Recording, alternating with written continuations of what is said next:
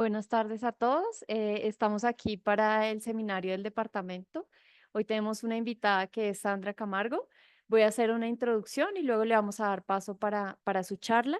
Sandra es bacterióloga de la UIS e hizo su maestría en ciencias biológicas en el Laboratorio de Genética Humana de la Universidad de los Andes.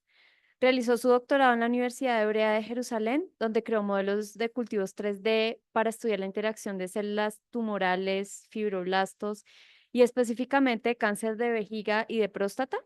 También participó en la creación de dispositivos celulares 3D que estimulan la secreción de factores angiogénicos con el fin de tratar enfermedades vasculares o secreción de insulina para tratamiento de diabetes. Actualmente, Sandra está terminando su postdoctorado en la Universidad de Tel Aviv, donde utilizó principalmente modelos in vivo para estudiar interacciones de células tumorales con el sistema inmune. Bienvenida, Sandra, y espero que aprovechen mucho esta charla. Esto te lo pones.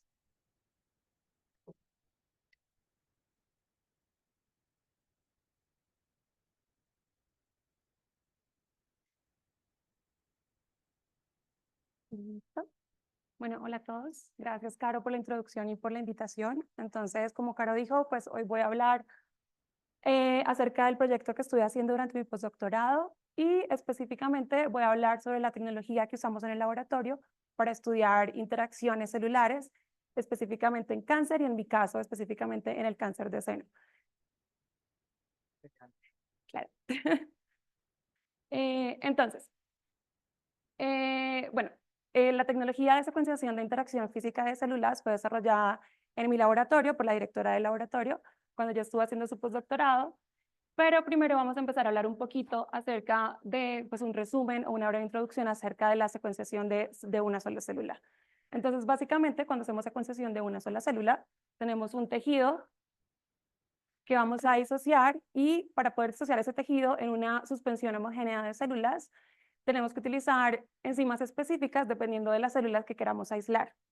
Después de que obtengamos esa disociación, esa solución homogénea de células, vamos a marcarlas con diferentes anticuerpos dependiendo de la célula de la que estemos interesados. Por ejemplo, podemos utilizar marcadores para células inmunes o para células epiteliales o para células estromales.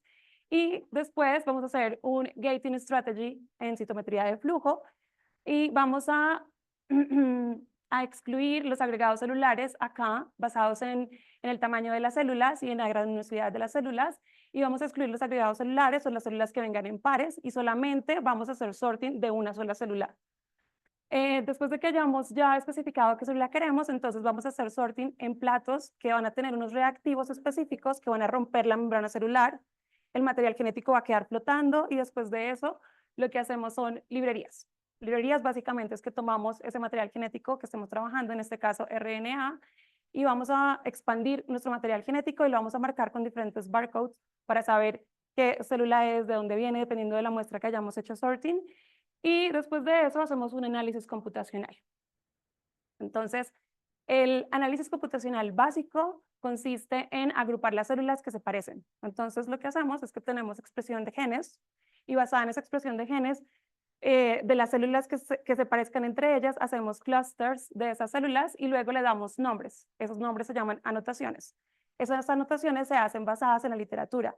Entonces, por ejemplo, si queremos hacer anotación, en este caso, estos son unos de mis resultados, de células estromales, entonces escogemos genes que sean marcadores específicos de cada tipo de célula. Y no solamente nos permite identificar diferentes células de compartimentos distintos, como células inmunes, no inmunes o epiteliales, sino también diferentes fenotipos de una misma célula. Entonces, acá en las células estromales podemos ver que tenemos tres tipos diferentes de fibroblastos y son estos de acá. Y a simple vista se puede ver que son células diferentes por la expresión de genes que ellos tienen. Entonces, estos genes que están acá sobreregulados son diferentes a esta célula, aunque comparten parte de esos hallmark genes que los definen como fibroblastos, pero que pueden tener otros genes que están como diciéndonos, ok, esos fibroblastos están activados, pueden ser más como proangiogénicos o fibroblastos que pueden estar presentando un antígeno o fibroblastos que pueden estar asociados con el cáncer en el caso de este grupo de acá. Entonces, esta clasificación de las células y de los fenotipos de las células nos va a permitir caracterizar la composición celular de un tejido determinado, ya sea durante el desarrollo o en diferentes enfermedades como el cáncer. Después pueden haber análisis computacionales más avanzados que ya nos van a decir como, por ejemplo, un análisis de expresión de genes diferencial. ¿Qué es un análisis de expresión de genes diferencial? Que nos dice, ok, esta célula es, en el caso, por ejemplo, de los fibroblastos, es un fibroblasto, pero además de eso está activado y en este momento está sobreregulando genes relacionados con angiogénesis. Entonces, nos permite comparar el fenotipo de una célula y a pesar de que sea la misma, decirnos si está activada o si es una célula que simplemente está en ese momento, pues simplemente inactiva en el nicho celular. También hay análisis de gene set enrichment. En este análisis, el software toma los genes y los agrupa dependiendo de si pertenecen a una vía molecular específica. Entonces, por ejemplo, digamos que no solamente vamos a ver si una metaloproteinasa está sobreregulada, sino que vemos todos los genes relacionados con remodelación de la matriz extracelular, los agrupa como esa actividad y eso nos permite diferenciar si en un tejido específico hay una vía molecular que está activada. Y después, pues una comparación de la composición no solamente celular, sino también como en un tejido específico, en enfermedad durante el desarrollo, si hay vías moleculares que están activadas, comparándolas con un tejido control. Después tenemos análisis de trayectoria. Esos análisis permiten diferenciar como en qué estadio del desarrollo o de la diferenciación celular esa célula está. En este caso es un ejemplo de neutrófilos, donde vemos unos progenitores, unos neutrófilos inmaduros, neutrófilos maduros. En este artículo ellos estaban investigando de dónde provienen los neutrófilos asociados a tumor. Entonces, ellos vieron que, por ejemplo, estos neutrófilos asociados al tumor venían más de un fenotipo de neutrófilos maduros, que esto de acá venía más de un fenotipo inmaduro y que estos de acá podían provenir de cualquiera de estos dos fenotipos. Y finalmente, un análisis de ligando receptor. Entonces, aquí lo que va a hacer es que nos va a decir como, ok, la célula 1 está expresando determinados ligandos y la célula 2 está expresando determinados receptores. Entonces, eso nos va a decir cómo están interactuando esas células y por qué estamos viendo, por ejemplo, una sobreregulación de esa vía molecular. Esas interacciones pueden ser físicas, como por ejemplo cuando se está presentando un antígeno, o puede ser secretada, como por ejemplo en la señalización de angiogénesis, donde se secreta un factor y luego las células proliferan debido a esa proteína. Y entonces esto nos va a decir si esa interacción está activando o inactivando un estadio específico de la célula con la que se está interactuando. Entonces, en general, esas interacciones celulares dirigen varios de los funcionamientos de los órganos durante el desarrollo o durante la enfermedad. En el desarrollo, por ejemplo, en mi caso, que estudio la glándula mamaria, pues cuando la glándula mamaria en la pubertad recibe el estímulo de las hormonas, eso activa interacciones celulares en el nicho celular, donde, por ejemplo, los macrófagos interactúan con las células epiteliales del ducto mamario, ayudando a que se haga una remodelación de la matriz extracelular para que se expanda en el fat pad, en el tejido graso que compone la glándula mamaria. Entonces, es como, por ejemplo, algo que se puede dar en desarrollo y en el caso del cáncer puede ser como, ok, hay de pronto alguna mutación, en el caso, por ejemplo, del cáncer de seno del BRCA1, que va a ayudar a que en determinado momento, dependiendo como de los estímulos ambientales, se activen esas interacciones celulares que apoyen el crecimiento tumoral. Entonces, en general, las interacciones celulares pueden dirigir el progreso del cáncer o el desarrollo de un tejido. Y ya específicamente la tecnología PICSEQ, que es Physical Interacting Cell Sequencing, nos va a permitir estudiar las interacciones físicas que se den. En mi caso, yo estudio el microambiente tumoral y comparo esas interacciones físicas con las interacciones físicas en un tejido sano. ¿Cómo funciona el PICSEQ? Entonces, al igual que la secuenciación de una sola célula, tenemos un tejido, pero entonces aquí la disociación de ese tejido va a tener que ser más suave para poder preservar esas células que están interactuando físicamente. Entonces, por ejemplo, sí podemos usar las mismas enzimas, pero ya la disociación mecánica que se hace tiene que ser más suave, o por ejemplo, el tiempo de incubación para que esas enzimas actúen, pues va a ser más corto. La idea es no solamente preservar la interacción, sino también las señales moleculares que estén dadas por esa interacción. Entonces, cuando nosotros disociamos el tejido, vamos lo más rápido posible al citómetro para poder hacer sorting y poder capturar la célula como lo más real y cercano posible a cómo ellas se encuentran en el tejido. En PICSEC es muy importante los marcadores que utilizamos. Los marcadores, pues aquí estamos hablando de que dos células están interactuando, entonces los marcadores que usamos deben ser exclusivos para cada una de las células. Cuando hacemos single cell, nosotros simplemente, pues ok, estamos interesados en las células inmunes, entonces todas las células inmunes. Pero a veces las células comparten marcadores y a veces, por ejemplo, para algunos estadios de células no hay marcadores específicos. Aquí en PICSEC deben haber marcadores específicos para estudiar esa interacción física. Entonces, el anticuerpo que sea usado para identificar el grupo de células 1 no puede ser expresado en el grupo de células 2. Y del mismo modo, aquí, del mismo modo, en sentido contrario, aquí entonces en este grupo de células vamos a tener células que presentan los dos marcadores, pero como esos marcadores son excluyentes del otro grupo, quiere decir que acá hay células, hay un par de células o grupos de células. Después vamos a hacer sorting no solamente de las células que estén unidas, que son estas que están acá, sino también debemos hacer sorting de las células que son solas, que van a ser efectivamente las que van a componer acá estos doublets, porque esto nos va a servir para después hacer el análisis computacional de las células que están interactuando físicamente. Entonces, primero, la primera parte del análisis es un análisis computacional básico, como expliqué al principio, donde hacemos anotación, que es clasificar dependiendo de los genes que ellas expresen en diferentes tipos de células. Y hacemos las anotaciones para los dos grupos, para el grupo de células 1 y para el grupo de células 2. Después de eso, vamos a hacer PICS simulados, o sea, células, vamos a tomar los dos grupos de células que hicimos sorting de una sola célula, single cell sequencing, y vamos a simular doublets y vamos a hacer la combinación de cada una de esas células del grupo 1 con cada una de las células del grupo 2. Luego vamos a tener una firma genética de cómo se vería si ellas estuvieran interactuando físicamente, por eso les llamamos PICS simulados. Y después vamos a tomar los PICS reales, las células que efectivamente hicimos sorting cuando ellas estaban pegadas. Y basado en la expresión genética de estos PICS simulados, podemos identificar cuál célula está componiendo esta interacción. Una vez que ya sabemos identificamos cuáles son las células que están interactuando físicamente, entonces hacemos una expresión de genes de los PICS simulados y de los PICS reales. Esta expresión de genes que proviene de los PICS simulados, entonces es los genes que esperamos de los PICS reales, es decir, es la expresión genética esperada. Después tenemos la expresión de genes real que obtenemos de esa interacción física. Resulta que cuando las células están interactuando físicamente y hacemos secuenciación, se preserva mejor la señalización molecular. Entonces, a veces cuando se hace single cell sequencing, acá podemos perder la expresión de genes porque la célula se inactiva una vez la interacción física es separada. Entonces, esto nos ayuda a preservar mejor la señal o puede ser que las células acá, cuando se hace single cell sequencing, estén en el tejido solas y no estén interactuando con ninguna célula, pero cuando de pronto esas mismas células interactúan con otras, activan una vía molecular diferente. Entonces, eso es lo que permite el análisis de lo que esperamos y del análisis genético real. Entonces, obtenemos una gráfica así.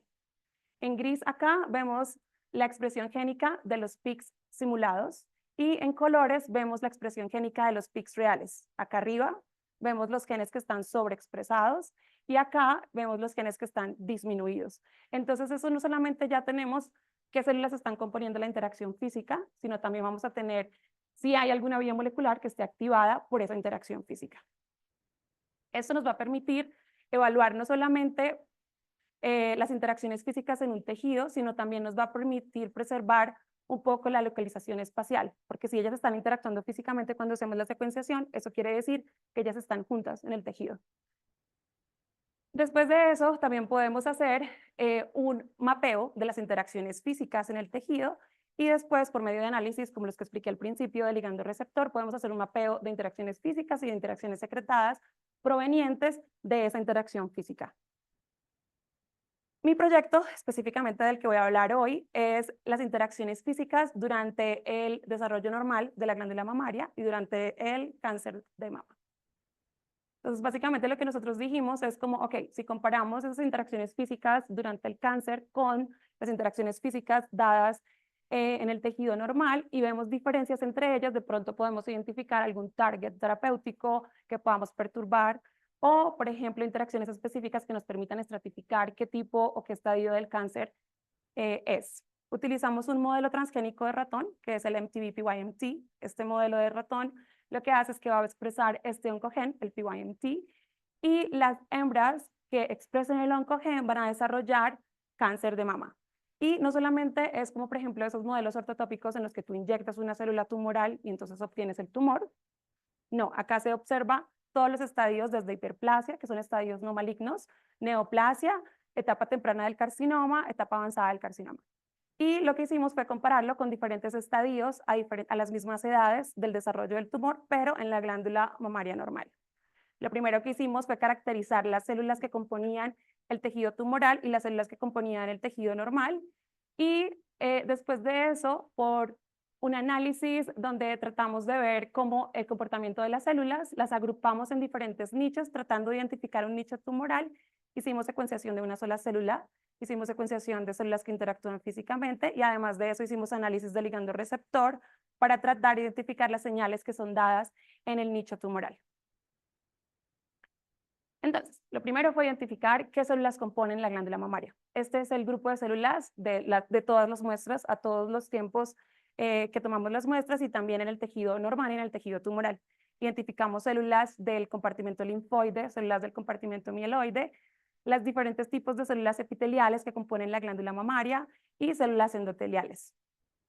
Después lo que hicimos fue un estudio de la cinética, cómo se comportan esas células en cada una de las condiciones, tumor y normal, en los diferentes puntos de tiempos que tomamos las muestras, en los diferentes compartimentos, inmune, no inmune, y pues algo, por ejemplo, que salta a la vista son los cambios que se dan en el tejido tumoral, por ejemplo, acá de esta célula, que son macrófagos, y que empiezan a incrementar su número a partir de la semana 6, que es alrededor de la neoplasia, y luego siguen enriqueciéndose. Un comportamiento similar lo observamos acá en este fenotipo de células endoteliales y también acá en este grupo de fibroblastos y obviamente pues en las células epiteliales encontramos las células tumorales que estaban expandidas incluso en etapas tempranas antes del tumor. Otro tipo de células que vimos que fue interesante, pero que no era exclusivamente del tumor, son estas verdecitas de acá que tal vez no se ve muy claro, pero están aquí en mayor abundancia que en los otros tiempos en los que tomamos las muestras, lo que quiere decir que tal vez podrían tener un rol en el desarrollo de la glándula mamaria o al principio antes de que empiece el crecimiento. Esos son neutrófilos. Entonces después dijimos, ok, entonces hay células que se comportan parecido, que a partir, por ejemplo, de la neoplasia empezaron a incrementar su número o que están presentes más en el desarrollo y luego desaparecen como los neutrófilos. Entonces, lo que hicimos fue agruparlas por esa similaridad que ellas presentan. Entonces, tenemos tres nichos diferentes. El nicho del desarrollo, que son células que estaban presentes principalmente en los estadios tempranos del desarrollo de la glándula mamaria y también en los de tumor, porque en tumor acá pues todavía no tenemos un tumor, eso es antes de hiperplasia. Acá en el nicho homeostático son células que están presentes principalmente en la adultez y que en menor número están en el tumor y el nicho tumoral, que son células que empiezan a incrementar su número a partir de la neoplasia y luego en los diferentes estadios del carcinoma. Entonces lo identificamos y pues que no están en el tejido normal, lo identificamos como un nicho tumoral. Como pueden ver, entonces acá tenemos algunas células inmunes, otros tipos de células epiteliales y algunas células estromales.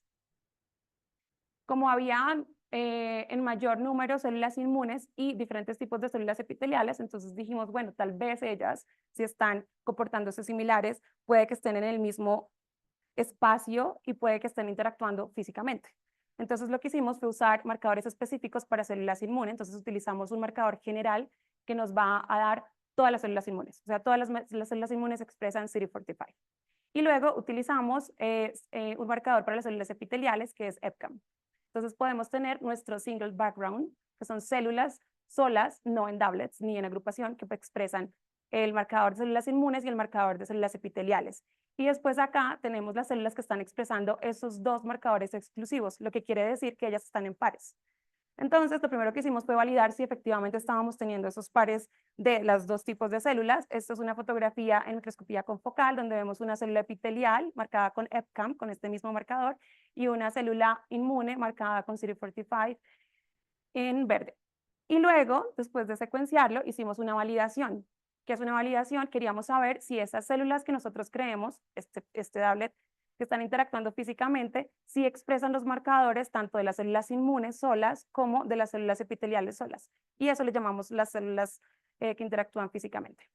Después, lo que hicimos fue, de nuevo, hacer un estudio de la composición celular de las células que nosotros identificamos que estaban interactuando físicamente, inmune y células epiteliales. Entonces, acá lo que vamos a ver es en dos condiciones, tumor normal y luego, por estadio de desarrollo normal o de tumor, vemos en la primera columna son las células, la composición inmune de las células solas y en la segunda columna de cada uno de los estadios vemos las células que están interactuando físicamente. Entonces, básicamente, estas células de acá van a estar interactuando con estas células de acá. Y así en cada uno de los estadios. Entonces, ¿para qué hicimos eso? Queríamos saber si de pronto había un enriquecimiento de alguna de las células en interacción física. Entonces vimos que acá, estas células de acá, que son neutrófilos, estaban enriquecidas cuando estaban en la etapa avanzada del carcinoma y en interacción física con las células epiteliales. Y si ven acá, pues no las tenemos como single cells y tampoco las tenemos en el tejido normal. Y en el caso de las células epiteliales, pues no vimos como un cambio entre las células solas y las células que están interactuando físicamente, entonces asumimos que la interacción física se daba de los neutrófilos con cualquiera de las células que estaba presente en ese nicho tumoral. Luego hicimos varias validaciones. Entonces acá simplemente es para mostrar de una forma más clara el enriquecimiento de los neutrófilos en interacción física comparada con los neutrófilos que se encuentran solos en el tejido y también comparado con el tejido normal. Entonces sí hay un enriquecimiento de esos neutrófilos acá en el carcinoma avanzado. Luego otra validación por citometría de flujo donde agregamos un marcador específico de neutrófilos, el Y6G, y vimos que habían efectivamente más neutrófilos en interacción física que solos.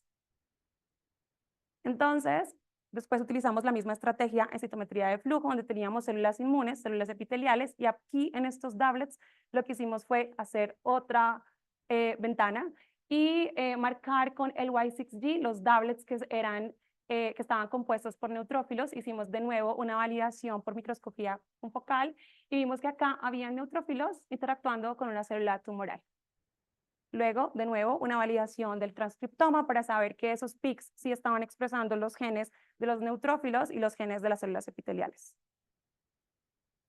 Resulta que en general en el cáncer de seno pues no se han encontrado neutrófilos en el tumor primario y tampoco en la glándula mamaria se han encontrado neutrófilos. Entonces, básicamente fuimos los primeros en reportar que hay neutrófilos durante el desarrollo y acá pues se habían reportado neutrófilos en el tejido tumoral primario, pero no a single cell level. Entonces, queríamos saber, la gente en general piensa como que los neutrófilos están cambiando todo el tiempo, ellos vienen, hacen lo que tienen que hacer y se van y ya. Y pues seguramente no cambian, están allá pues en la misma forma en la que se presentan y listo, no hacen nada más. Y en el caso del cáncer de seno se ha visto más relacionado con la metástasis. Generalmente hay metástasis en pulmón y hay infiltración de neutrófilos. Entonces aquí queríamos ver si, ok, tenemos neutrófilos, cuándo los tenemos y qué tipos de neutrófilos tenemos. Entonces encontramos 7 tipos de neutrófilos en el tejido primario de tumor de seno. Y vimos que después en el análisis de cinética que había 2 grupos de esos neutrófilos que son como neutrófilos que presentaban genes inmaduros que estaban principalmente en esa etapa temprana del desarrollo de la glándula mamaria. Y luego vimos que habían otros tipos de neutrófilos que estaban principalmente en los estadios avanzados del cáncer. Estos de acá son neutrófilos, hay unos que son presentadores de antígeno, hay otros neutrófilos que están expresando este gen y como no hay un reporte en la literatura, pues nosotros simplemente le damos como un nombre dependiendo de su expresión génica. Y luego lo que hicimos fue tratar de validar eso por citometría de flujo. Entonces, en el caso de este grupo que está acá, entonces agregamos un marcador de MHC class 2 para saber si teníamos ese tipo de neutrófilos efectivamente y los vimos, como se ve acá, incrementados en la etapa temprana del carcinoma y luego acá que disminuyen en la etapa avanzada del carcinoma, igual que los otros tipos de neutrófilos maduros, los PTGS2 incrementados acá en la etapa temprana y luego disminuyen, y luego hicimos una validación por microscopía confocal del tejido, o sea, del tumor, para saber que sí los teníamos. Luego, en el caso de los neutrófilos asociados a tumor, porque son neutrófilos que están enriquecidos en esa etapa avanzada del carcinoma, no teníamos un marcador específico. Entonces lo que hicimos fue mirar como, ok, ¿qué tienen ellos en común que no tienen estos neutrófilos maduros? Y vimos que había un gen que se llama lipocalin 2 que todos estos tres neutrófilos expresaban. Entonces decidimos hacer una validación en citometría de flujo con ese marcador y vimos que efectivamente presentaban el mismo comportamiento que vemos acá, disminuidos en el carcinoma temprano y luego enriquecidos en el carcinoma avanzado y luego pues una validación en el tejido de tumor de ratón. Después lo que hicimos fue agrupar esa expresión de genes de todos los neutrófilos asociados a tumor, es decir, los neutrófilos que están acá. Vimos o seleccionamos el top 12 de todos los genes que estaban sobreregulados en ese grupo y lo proyectamos con datos clínicos humanos de cáncer de seno avanzado. Entonces vimos que los pacientes que expresaban, que sobreregulaban estos genes, tenían peor prognosis. Luego, pues queríamos saber si esos fenotipos de neutrófilos que encontramos también estaban en la circulación. ¿Por qué? Porque pues sería muy útil saber si tenemos un marcador que nos dice que si colectamos la sangre y nos dice, ok, ustedes tienen ese fenotipo, entonces puedes estratificar qué tipo o qué tan avanzado está el estadio del cáncer sin tener que tomar una biopsia en cirugía o algo así. Entonces, lo que hicimos fue tomar muestras de sangre del ratón que era portador del oncogén y que desarrolló tumores, y luego comparamos esa expresión génica de esos neutrófilos circulantes con los neutrófilos de tejido. Entonces, los de tejido están acá en rojo, los de sangre en azul, y vimos que son diferentes, o sea, no se sobrelapan. Después quisimos ver si de pronto algunos de los fenotipos que identificamos era parecido a esos neutrófilos circulantes. Entonces, acá tenemos los neutrófilos de sangre, luego tenemos todos los neutrófilos que nosotros identificamos en el tejido tumoral y vimos que estos neutrófilos asociados al tumor que tienen un fenotipo inmaduro se parecen bastante a los neutrófilos circulantes, pero que los otros no se diferencian de los neutrófilos circulantes. Luego, entonces dijimos, ok, ¿será que estos neutrófilos están presentes en general en los tumores primarios? Entonces, este año se publicaron en Science y no me acuerdo cuál es la revista de en Pancreatic Ductal Adenocarcinoma y en Colorectal Cancer, estudios en single cell de neutrófilos presentes en el tejido tumoral primario. Entonces queríamos saber si de pronto esa firma genética era preservada a través de los tumores primarios o si era específica de cáncer de mama.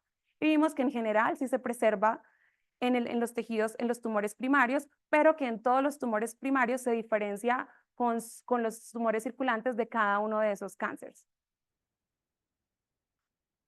Ya una vez que identificamos que, ok, estos neutrófilos son específicos de tumor, que hay diferentes fenotipos de neutrófilos en el tumor primario, hicimos un análisis de ligando receptor. Primero hicimos ligando receptor en las células del nicho tumoral que identificamos al principio y qué señalización estaban enviando a los neutrófilos.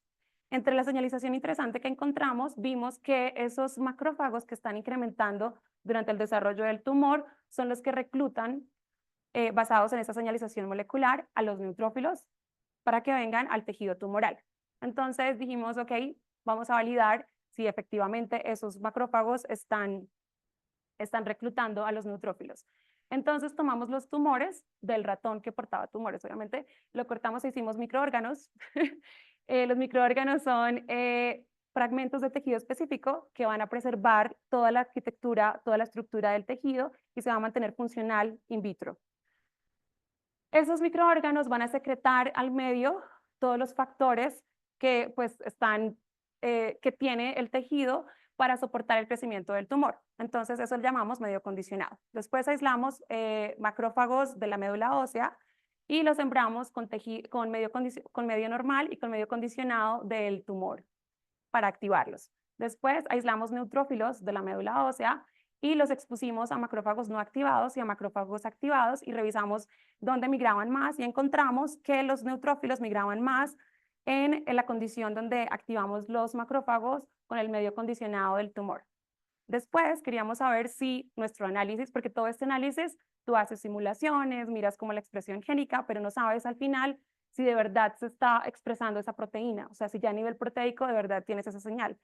Entonces, queríamos saber si esa señalización que nosotros encontramos era real. Escogimos una de estas proteínas, en este caso CCL3, y agregamos un anticuerpo acá para bloquear entonces esa señalización de CCL3 que estaba reclutando los neutrófilos, y vimos que, ok, sí, los neutrófilos migran más cuando están expuestos a esos macrófagos activados, pero cuando se agrega el anti-CCL3 disminuye ese reclutamiento. Entonces sí es un axis de ese reclutamiento de los neutrófilos al tejido tumoral primario. Después hicimos algo parecido, pero ya entonces era la señal que va de los neutrófilos que están interactuando físicamente con las células tumorales hacia el nicho tumoral que identificamos al principio.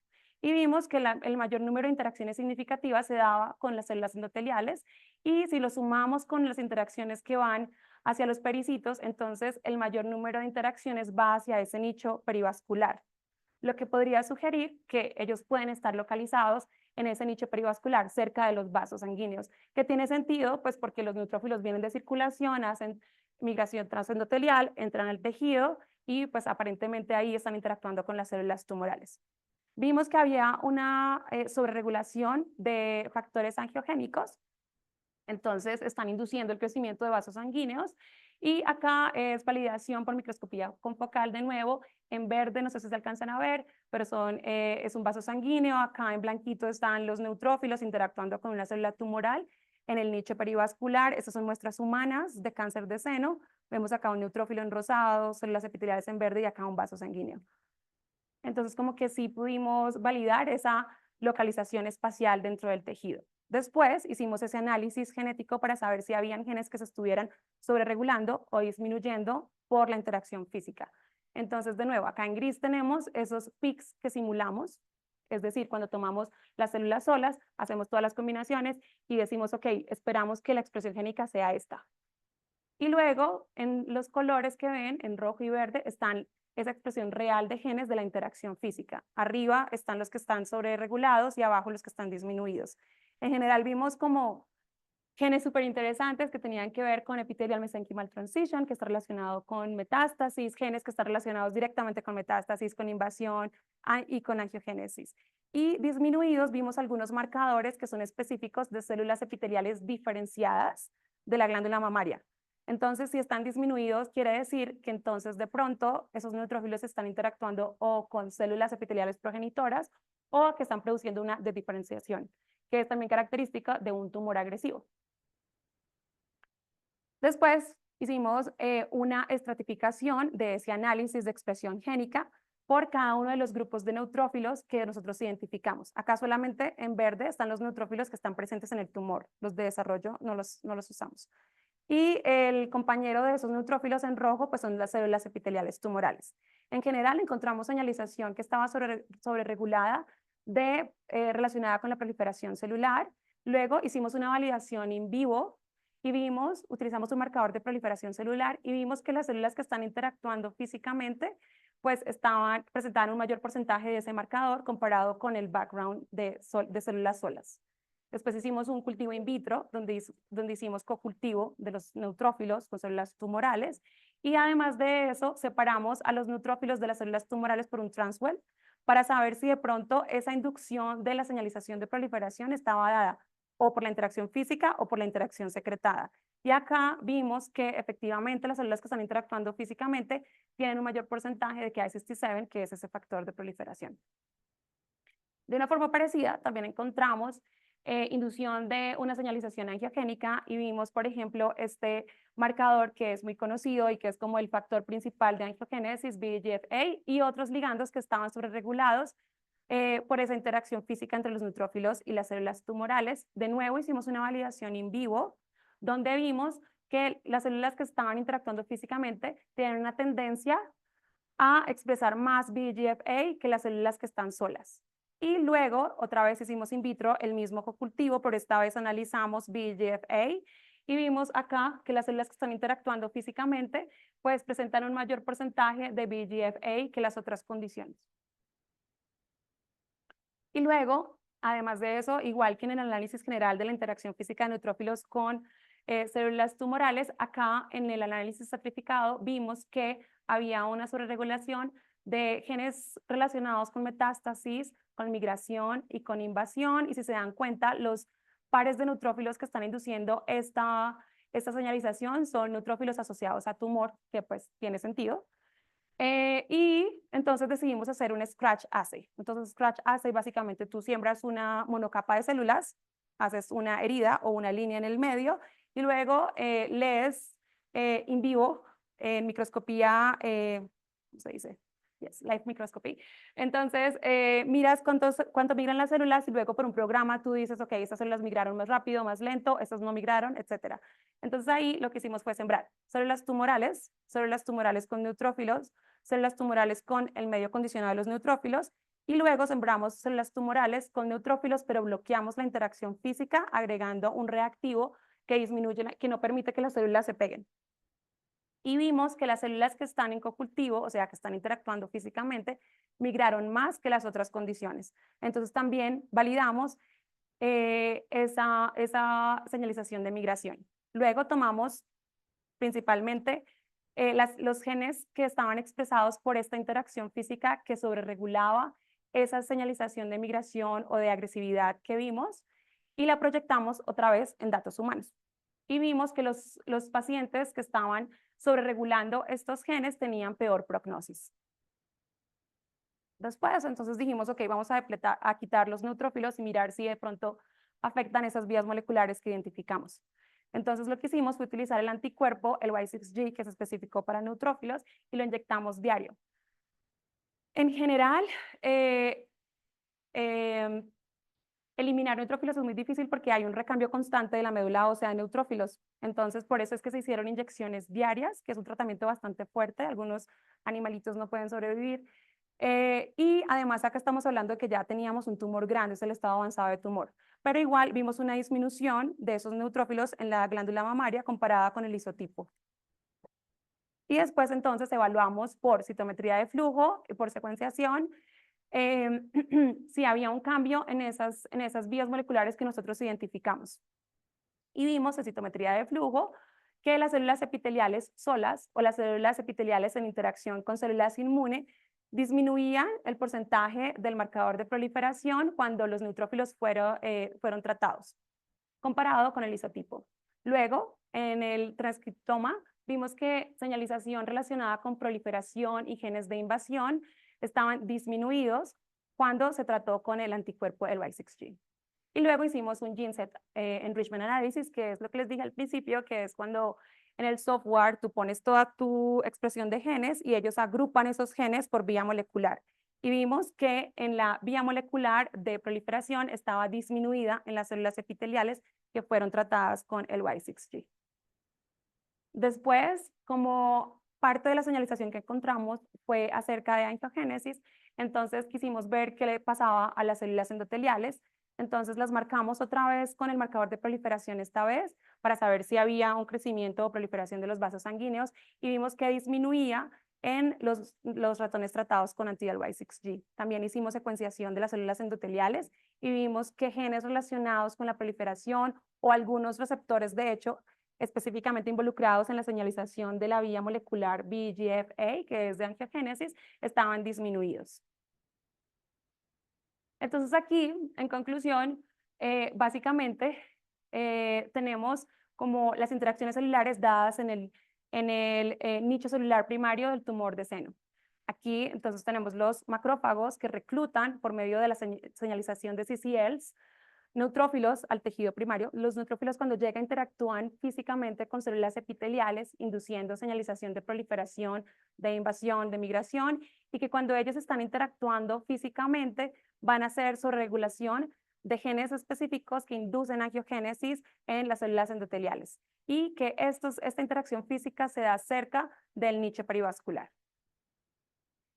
Entonces, como el take home message es que cambios en la composición a nivel celular nos va a poder permitir predecir cuáles son las células que componen ese nicho tumoral o un nicho específico que estemos estudiando, dependiendo del comportamiento de las células.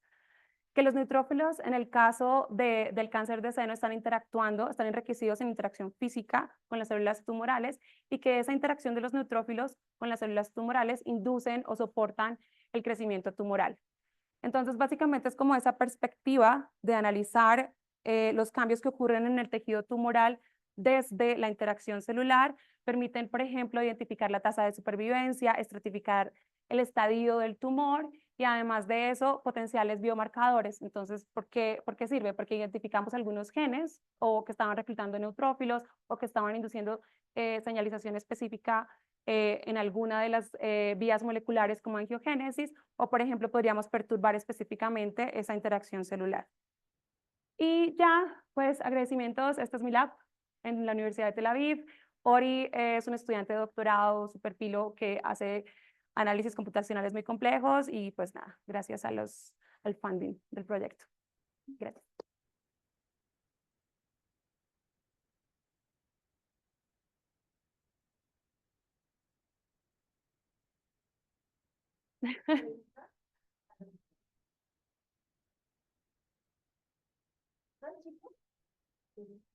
Ah,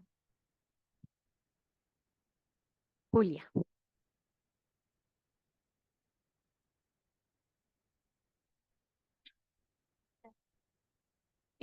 ¿Se podría hacer como este tipo de investigación o este tipo como también de suposición para diferentes tipos de cáncer en otras partes del cuerpo o como que por ahora solo es específicamente para cáncer de seno con estas características?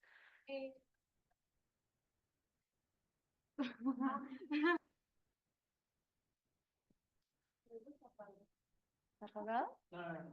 ¿Está prendido? Ok. Bueno. Ok. Ah, no. Ok. Bueno, en el laboratorio estamos haciendo estudios de diferentes tipos de cáncer y también de metástasis, entonces no es específicamente para el cáncer de seno. Se puede hacer también en otros tipos de patología, como por ejemplo obesidad o fibrosis, y también para estudiar generalmente, por ejemplo, esas interacciones celulares que ayudan a la remodelación de la matriz extracelular también se da al principio durante el desarrollo. Entonces, a veces esos tumores lo que hacen es que roban esa señalización, la imitan. Entonces, el estudio de tejidos durante el desarrollo también es importante para identificar, o sea, con fines terapéuticos, no solamente en orden de mirar como ciencia básica. Entonces, sí, se pueden otros tejidos.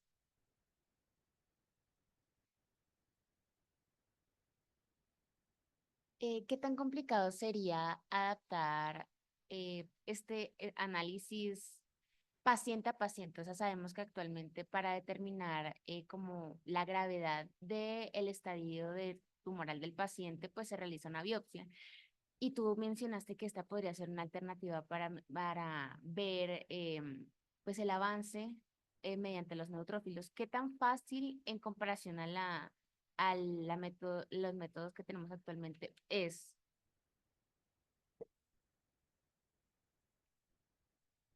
Bueno, sí, súper importante. Bueno, en general, la investigación que hicimos acá es a nivel básico y lo que hicimos fue que sí, ok, proyectamos nuestra expresión de genes en datos clínicos, pero para poder hacer, o sea, cuando por ejemplo hicimos ese análisis de tratar de ver si de pronto habían neutrófilos con el mismo fenotipo en la circulación, era con ese fin diagnóstico de hacer, pues, por ejemplo, muestreo de biopsias líquidas. En este caso sería más como después de que ya se haya identificado, pues en el caso de la interacción de los neutrófilos con las células tumorales, una vez ya se haya, pues el paciente tenga un tumor primario, vemos que esto como que predice la agresividad del tumor. Entonces, en esa cirugía que se hace la remoción del tumor, lo que se podría hacer es que se tiene que igual secuenciar, caracterizar esa muestra y luego proyectar nuestro gene, nuestro gene set que nosotros caracterizamos en esa muestra del paciente y luego sí podría servir como diagnóstico y predicción de, por ejemplo, una posible metástasis, ya que, bueno, acá lo nombré específicamente en el tejido primario, pero los neutrófilos están muy relacionados con metástasis en pulmón. Entonces, yo creo que igual habría que hacer otro estudio para saber si, por ejemplo, se relaciona esa firma genética con los neutrófilos encontrados en metástasis de pulmón y luego entonces sí tal vez se podría usar como un predictor de metástasis o algo así.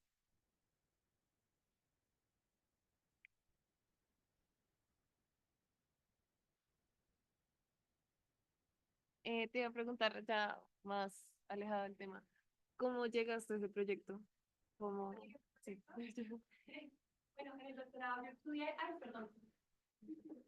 En el doctorado yo estudié interacciones celulares de células epiteliales con células estromales, específicamente con fibroelastos, y después fue como, bueno, yo quiero aprender más acerca de biología molecular, entonces me fui a un laboratorio que es especializado en secuenciación, o sea, ellos desarrollaron PICSEQ, que es como una herramienta súper buena y que ya ahorita la están usando varios laboratorios en el mundo. Entonces quería como, ok, quiero aprender como algo que me dé desde diferentes puntos de vista, porque yo antes estudiaba como el nivel de proteína, qué factores se secretan cuando las células están interactuando. Aquí yo quería ver más como a nivel molecular y obviamente todo enfocado a que después, en algún momento, cuando pueda hacer mi investigación independiente con mis ideas, tratar como de integrar todo y poder, obviamente, identificar targets terapéuticos o diagnósticos o hacer medicina personalizada. ¿Alguna otra pregunta que, digamos, que pueda involucrar el camino de Sandra y algo que les interese para su camino de investigación?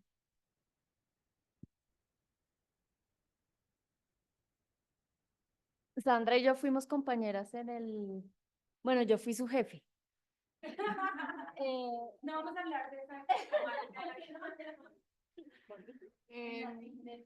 No, pues era, sí, como preguntarte cómo ha sido tu camino para llegar a donde estás ahorita.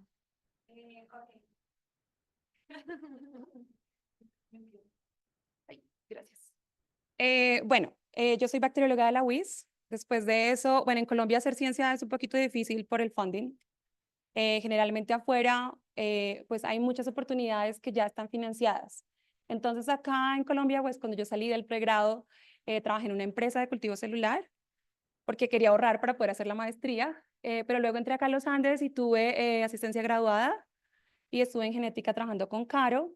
Ahí en genética conocí a un profesor con el que el laboratorio hacía colaboración y pues después de trabajar juntos fui a una pasantía en Israel. Me gustó lo que estaba haciendo, entonces igual presenté entrevista en varias partes y me quedé con el doctorado pues allá por el tema, porque era ingeniería de tejidos y porque yo siempre había querido estudiar cáncer. Después de eso, Corona, o sea, yo terminé mi doctorado durante Corona, entonces fue súper difícil salir, o sea, mi idea era como ir a Israel a hacer el doctorado y luego hacer postdoc en otra parte. Generalmente es bien visto en el mundo de la academia que tú te muevas a diferentes universidades y diferentes países. Entonces, pero fue muy difícil, entonces decidí buscar in-house y Israel es fuerte en secuenciación, o sea, el Instituto Weizmann es como top one en secuenciación, ellos han inventado varias tecnologías de secuenciación, entonces es como tú puedes hacer secuenciación in-house, o sea, en el laboratorio nosotros tenemos robots que nos ayudan a preparar los platos para hacer el sorting, tenemos varios equipos de citometría de flujo, como de última tecnología, entonces yo dije, bueno, o sea, no estaría mal quedarme acá otro poquito.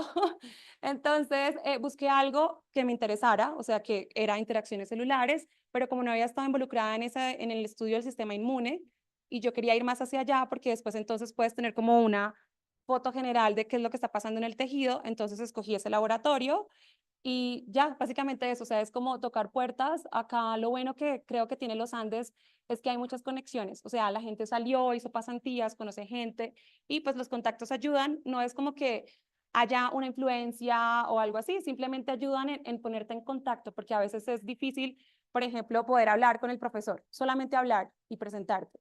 Entonces, yo creo que los Andes tiene eso muy bueno y es que incluso no solamente los profesores, sino también la gente con la que ustedes están estudiando, o sea, ahorita mi networking de postdocs en el mundo son gente que también está en top one universities en alrededor del mundo. Entonces hay gente en Harvard, en MIT, en todos esos y que ahorita seguimos hablando y que hacemos colaboraciones. O sea, nosotros igual nos contactamos como, oye, vi que salió un artículo de tu laboratorio y están haciendo PICSEQ.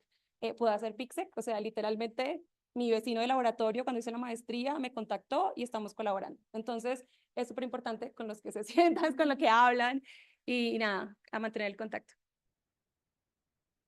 ¿Algo más, chicos? ¿No? Bueno, pues Sandra, muchas gracias por la charla y por la instrucción de cómo se puede llegar a donde tú estás. Gracias entonces por la charla y gracias a ustedes por venir.